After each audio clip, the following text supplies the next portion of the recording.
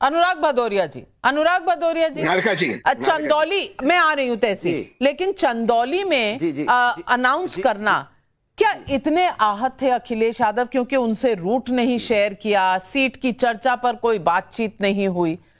एक तरह का मैसेज है। मैं सिर्फ पूछना चाहती हूं कि क्या बात इतनी दूर तक आ चुकी है कि अब कोई संभावना नहीं है कि दोनों एक तरफ हो जाएं, क्योंकि अब इज्जत भी नहीं रखी राहुल गांधी की? ये यहां तक बात पहुंची कैसे? देखिए, इंडिया गठबंधन का उद्देश्य क्या है? इंडिया गठबंधन का उद्देश्य है कि देश के अंदर में जो भारतीय जनता पार्टी की तानाशाही चल रही है, जो सरकार है, जो लोकतंत्र में कम विश्वास रखती है, जो देश के असली मुद्दों पे चर्चा नहीं करना चाहती है, उस सरकार को देश से हटाना, यही तो हमारा मकसद है ना। यही राष्ट्र के मुद्दों पर हम एक साथ आए हैं। तो आप बता दीजिए कौन ऐसा, क्या ममता जी ने बोला कि हम इंडिया गठबंधन में नहीं है, या हम इन मुद्दों पे सहमत नहीं है, या हम कह रहे हैं कि हम इन मुद्दों पे जो राष्ट्र के असली मुद्दे उस पे हम सहमत नहीं है?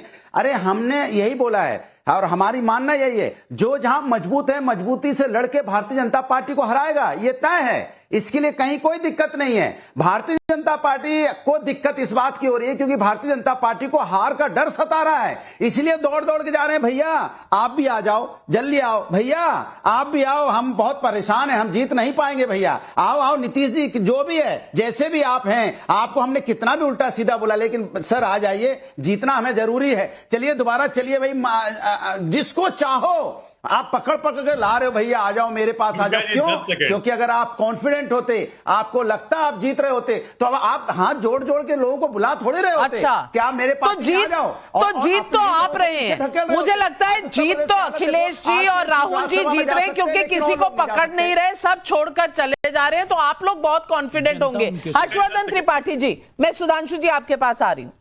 देखिए, मैं सचमुच जो है ना, सुधांशु जी ने अभी शुभकामना दी थी, मैं भी शुभकामना देता हूं। इस तरह से इनडिफेंसिबल को आप डिफेंस कर रहे हैं अनुराग जी।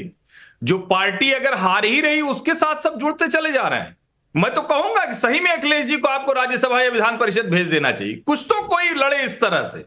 सुधांशु त्रिवेदी जी जीत रहे हैं इंडी गठबंधन के सारे नेता, लेकिन भगदड़ मची हुई है वहां पर और सब बीजेपी में शामिल हो रहे हैं।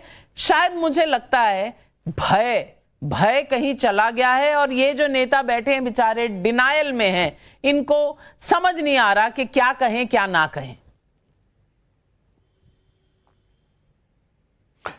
देखिए, जो कह रहे थे अनुराग जी, तो मुझे लगता है कि वो यथार्थ की बजाय मनोरंजन अधिक कर रहे थे। अरे भाई बताइए, ये इंडिया गठबंधन, आप कह रहे हैं कि डर उसमें है कि अखिलेश वखिलेश और चिरकुट पार्टी सुनने के बाद भी आप आके कांग्रेस को डिफेंड कर रहे हैं, तो भाई किसमें दिख रहा है? मेरे भाई, दिल्ली, बेंगलुरु, मुंबई, पटना, ये 4 बैठकें किसके लिए हुई थी मेरे भाई? के लिए आपने क्या क्या नहीं सिर्फ भय इस बात का, मैं बता रहा हूं, भय किसका और किसी का भय नहीं है। ये भय इनके अपने कर्मों का है, भय भ्रष्टाचार का है, भय कट्टरपंथी शक्तियों के समर्थन देने का है, भय अपने परिवार की सत्ता और सरमाया खो जाने का है। बाकी देश से इनको कोई मतलब नहीं है। मगर मैं एक बात कह देना चाहता हूं, देखिए इनके गठबंधन के अंदर की स्थिति क्या है, जो ये कह रहे हैं बड़ा सामंजस्य है। बंगाल में कांग्रेस के अध्यक्ष अधीर रंजन चौधरी जी कहते हैं कि there is no democracy in Bengal. वो ममता जी को कहते हैं संदेश खाली की घटना पे क्वीन ऑफ क्रूएलिटी,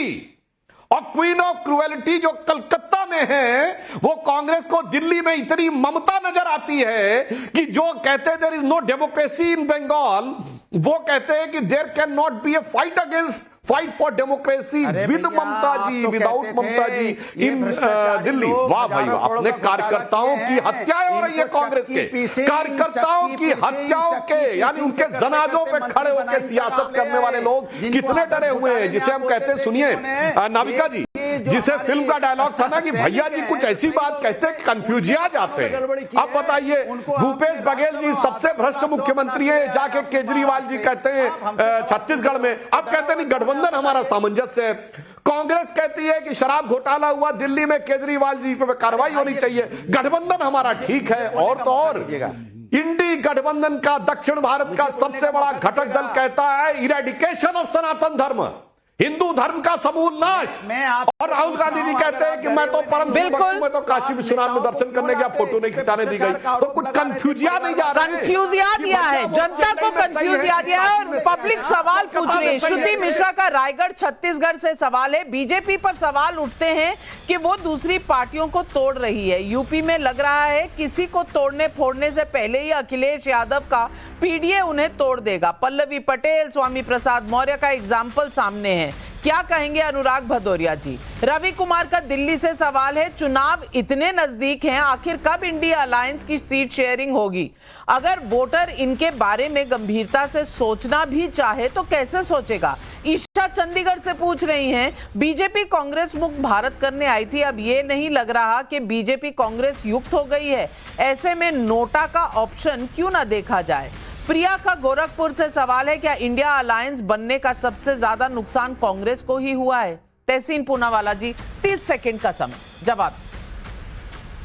सुधांशु जी ने कहा कि राहुल गांधी जी सुधांशु जी ने कहा कि राहुल गांधी जी जो है वो अमेठी से चले गए। आज ही राहुल गांधी जी अमेठी में है। इनफैक्ट कुछ समय पहले उन्होंने स्पीच भी दी। मैं आपसे उसका उत्तर दे रहा हूं, मुझे प्लीज, बहुत समय के बाद मौका मिला।